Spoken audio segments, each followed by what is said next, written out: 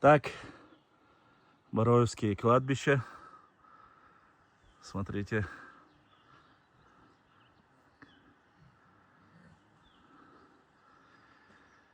Высота.